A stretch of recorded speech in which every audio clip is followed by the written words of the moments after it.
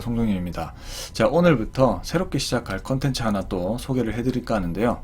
바로 주린이도 할 수 있는 현재 시점에서 볼만한 3박자 종목 찾기, 요런 제목으로 콘텐츠를 꾸며볼까 합니다. 이 3박자라는 게 뭐냐면요, 바로 이제 실적, 수급, 차트, 이 세 가지 기준을 가지고 좋은 종목을 찾아내서 이제 매매를 한번 해보는 이제 그런 기술을 의미하는데, 상한가 체크랑 비교를 하면, 상한가 체크는 이제 대박 차트를 찾기 위해서 제가 계속 체크를 하는 그런 것이라면, 주린이를 위한 현재 시점에서 볼만한 3박자 종목은요, 적당한 안정적인 종목을 찾고 적절하게 수익을 내는 그런 목적을 위해서 만들어진 컨텐츠입니다.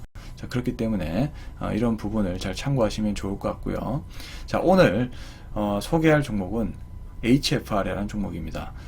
이 종목이 왜 지금부터 조금 볼 필요가 있는지 제가 차근차근 설명을 해드리도록 하겠습니다. 첫 번째, 실적입니다. 여러분, 주식에서 실적만큼 중요한 건 없습니다. 실적이라고 하면은 기업의 이익이죠. 그러니까 주식은 기업의 이익과의 함수입니다. 다소 시차가 있긴 해도, 예를 들면 이제 시차가 있다는 게 기업의 실적이 좋게 나왔어요. 근데 주가는 안 올라. 그런 경우가 있을 수 있습니다. 자, 그렇지만 시간이 좀 더 지나면 그 부분이 반영이 됩니다. 그렇기 때문에 어쩌면 기회가 나올 수도 있는 거거든요. 주식시장이라는 자체가 지금은 정보가 아주 많이 발달이 돼서 주식시장이 많이 효율화가 되었지만, 그래도 사람이란 자체가 불완전하잖아요. 주식시장도 마찬가지입니다. 효율적이긴 하지만은 완벽하지 않다. 그렇기 때문에 기회가 있는 것이다. 이렇게 생각하시는 게 좋습니다. 그래서 어쨌든 이런 시차가 있을 수도 있기 때문에 그 기회가 오는 것이고, 주식시장은 그 실적을 따라서 갑니다. 그렇기 때문에 실적 트렌드를 파악을 하는 것이 아주 중요하다라고 말씀드리고 싶습니다. 그렇기 때문에 실적이 아주 최우선적으로 고려가 돼야 되는 것이죠. 근데 이제 HFR이라는 종목은 실적이 아주 좋게 나오고 있어요. 그래서 한번 공부를 해 보셔야 하는 기업 중에 하나 같다. 그리고 통신 장비 섹터에 위치한 종목인데, 통신 장비가 공부하기 굉장히 어렵습니다. 그렇기 때문에 사람들이 잘 몰라요. 그러니까 기회라는 것이죠. 오히려 사람들이 잘 모르기 때문에. HFR이라는 기업은 이제 실적이 아주 좋은 기업 중에 하나입니다. 그래서 한번 공부를 해볼 필요가 있다라고 저는 생각이 드는데, 자, 본격적으로 한번 시작을 해보도록 할게요. HFR이라는 종목은 이제 통신 장비 섹터 내에 위치한 종목이고, 그래서 어렵습니다. 공부하기 어렵기 때문에 기회가 오는 것이에요. 통신 장비 섹터 내에 위치한 종목들을 잘 살펴볼 필요가 있고요. 그리고 오늘 장에서 보시면 기가레인이 상한가에 들어갔습니다. 지난주 금요일에도 FR텍이 또 상한가를 들어갔죠.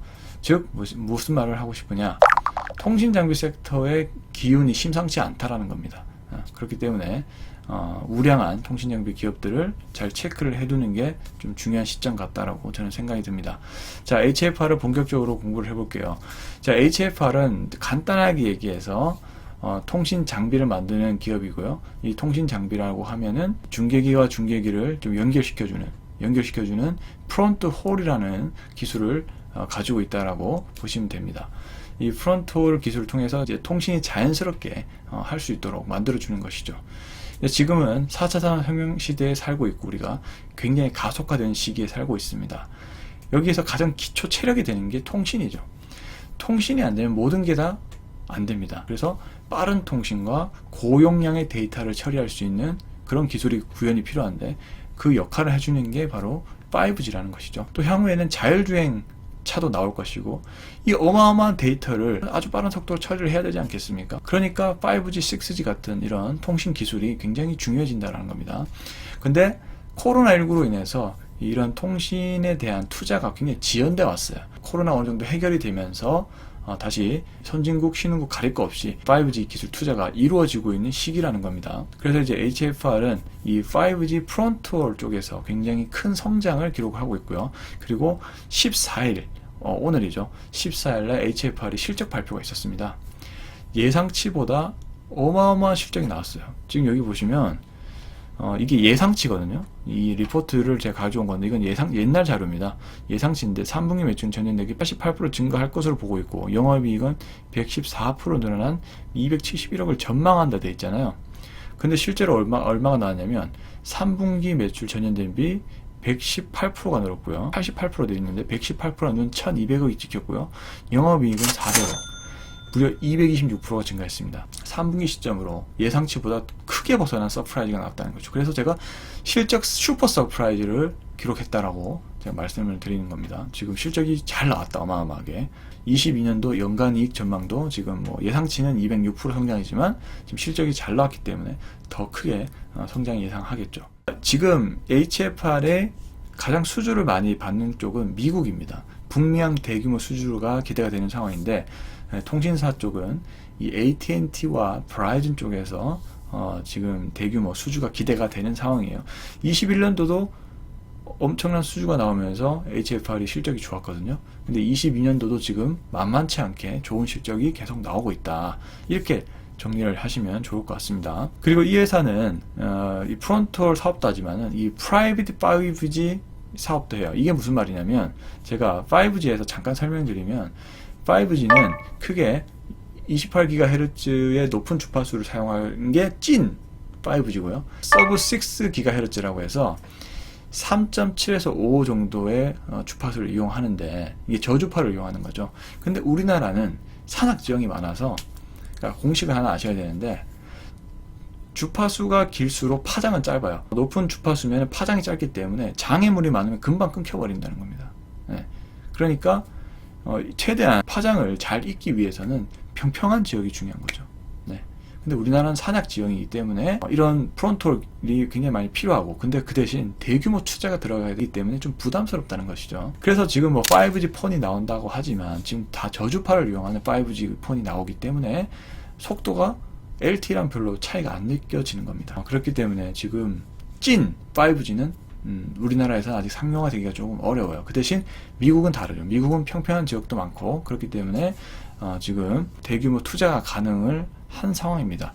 그래서 이제 HFR은 미국 수혜주라 볼 수가 있어요. 이 프론톨이 계속 수출이 많이 되고 있는 상황이고요. 근데 여기서 5G라는 것은 말 그대로 개인적인 5G, 한정된 공간에서 높은 주파수를 이용하는 게 바로 프라이빗 5G라는 겁니다.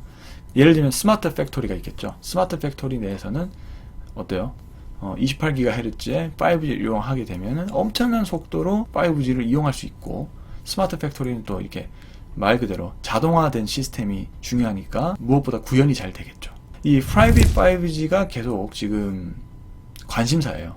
주요 기업들의 관심사가 바로 프라이빗 5G입니다.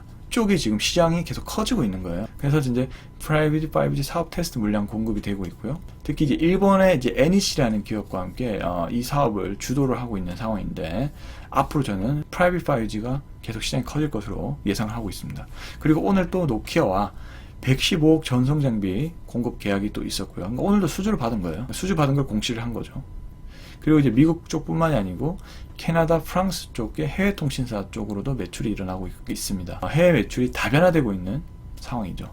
자, 그럼에도 불구하고 현재 PER이 20배 수준, 높지 않습니다. 그렇기 때문에 실적에서 대비했을 때는 저평가되었다. 이렇게 저는 이제 볼 수가 있는 것이죠. 그래서 이 정도만 일단 아시면 될 것 같아요. 너무 깊은 내용도 있지만 기본적으로 이 회사가 통신 장비 회사고, 이 중계기와 중계기를 자연스럽게 이어주고 통신이 안 끊어지고 통신이 자연스럽게 될 수 있는 이런 프론토를 만드는 회사이구나, 이렇게 이해를 하시면 되고, 간단하게. 그런데 이게 북미향에서 수주가 굉장히 많이 일어나고 있구나, 이렇게 일단 정리를 하시면 될 것 같아요. 그래서 지금 잘 나가고 있다, 한마디로 이렇게 좀 정리를 해보시면 좋을 것 같습니다. 그래서 이제 실적이 매우 좋아지고 있는 구간이고요. 그리고 이제 수급을 볼게요. 수급은 어제 매우기 44,000주, 기관 1,800주 이렇게 매수를 했습니다. 자, 오늘은 실적 발표가 있었는데 외부인이 조금 팔았지만 기관이 투신 쪽에서 또 38,000주의 매수세가 좀 들어왔고요. 어제자 기준으로 지금 마음에 드는 수급이 지금 찍혔기 때문에 제가 관심을 가졌던 것이고요. 이제 차트를 좀 보도록 하겠습니다. 자, 차트 보시면 이렇게 쭉 박스권을 이제 가고 있죠. 박스권, 이렇게 박스권 가다가 바로 오늘 자리입니다. 어제부터 관심이 있었는데 오늘 실적 발표가 나면서 어때요, 여러분? 거래량이 확 들어갔죠. 거래량이 실리면서 121선, 이 녹색선 120선을 상방 돌파했습니다.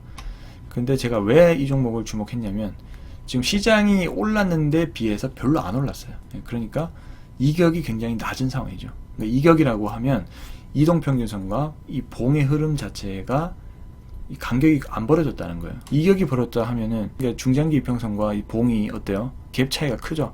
이럴 때는 이제 이격이 좀 벌어졌다라고 하는데 이격이 너무 벌어지면 이렇게 좁아집니다. 즉 이제 너무 높이 올랐다라고 생각이 되어서 차익 실현 물량이 나온다는 것이죠. 그래서 이제 이격이 좁아질 때 보통 투자를 하시는 게 좋습니다. 이제 그러다가 이제 이제 다시 이렇게 조정을 쭉 받았죠. 조정 쭉 받다가 다시 이제 슬금슬금 올라오고 오늘 자리가 거래량이 터지면서 120선을 상반 돌파하고 61선도 찍고 내려왔습니다.